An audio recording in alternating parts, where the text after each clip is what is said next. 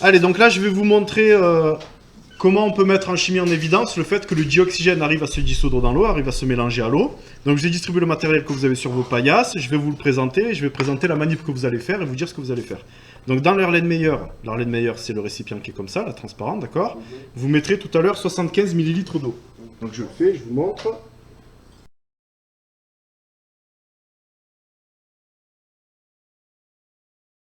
Donc, d'abord, du glucose. Et du glucose, vous en mettrez 1 gramme.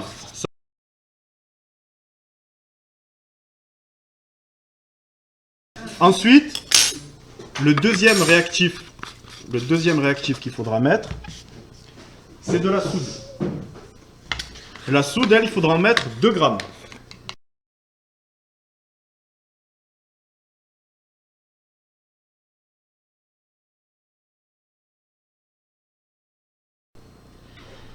Quand vous aurez un peu remué, il y a un troisième produit qu'il faudra utiliser. Lui, il faudra le prélever à la pipette. Alors, je vais vous le montrer. Il est là. Ça, c'est un produit, regardez, c'est du bleu de méthylène.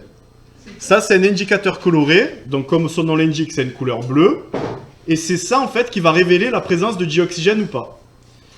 Vous en mettrez quelques gouttes, vous préleverez avec la pipette, donc bleu de méthylène, la pipette. Vous prélèverez quelques gouttes et vous mettrez dedans. L'expérience peut ne pas marcher si vous ne respectez pas les doses.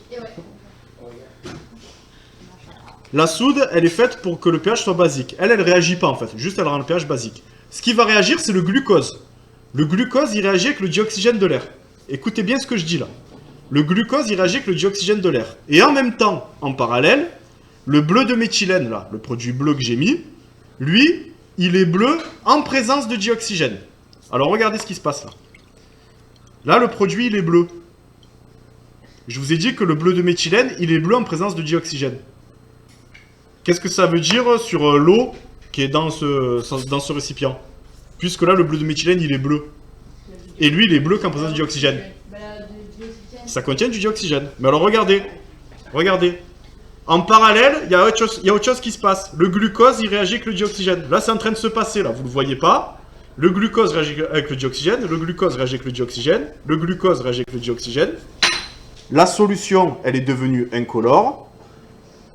C'est parce qu'il n'y a plus de dioxygène. Tout le glucose a réagi avec le dioxygène. D'accord? Donc, le produit bleu qui détecte la présence de dioxygène, il a perdu son bleu. Il est plus bleu, il est devenu incolore. Parce qu'il est plus en contact avec le dioxygène. Je vais remuer la solution. Regardez. Je vais remuer la solution.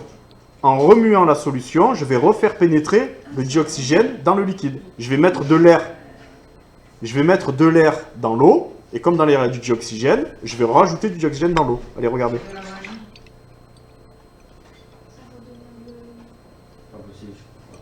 Ça revient, ça revient. Ça revient.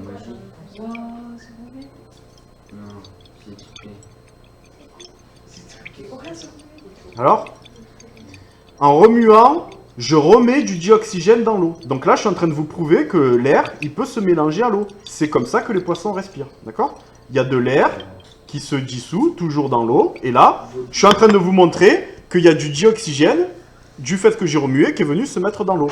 Alors regardez, on va recommencer, on va attendre, et là maintenant, ça sera beaucoup moins long. Parce que tout à l'heure, il y a tout l'excès de dioxygène qui a réagi. Là, j'ai dissous du dioxygène dans l'eau. Le glucose réagit avec le dioxygène, le glucose réagit avec le dioxygène, le glucose réagit avec le dioxygène, le glucose réagit avec le dioxygène. Qu'est-ce qui se passe? Ça y est, il n'y a plus de dioxygène. Parce que c'est le glucose que j'ai mis tout à l'heure qui a réagi avec lui. D'accord? Je recommence. Donc ici, il n'y a plus de dioxygène dans l'eau. Mais si je remue,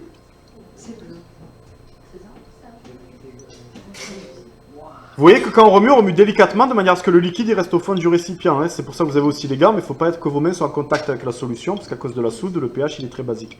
Et quand vous avez suffisamment remué, ben, vous avez mis du dioxygène dans l'eau, et donc là vous voyez bien qu'il y a présence de dioxygène dans l'eau. D'accord? Et pareil, là vous avez compris, toujours la même histoire. Le glucose réagit avec le dioxygène, le glucose réagit avec le dioxygène, et au bout d'un moment, il n'y en a plus. Et vous voyez que ça redevient transparent. C'est bon, vous avez compris la manip?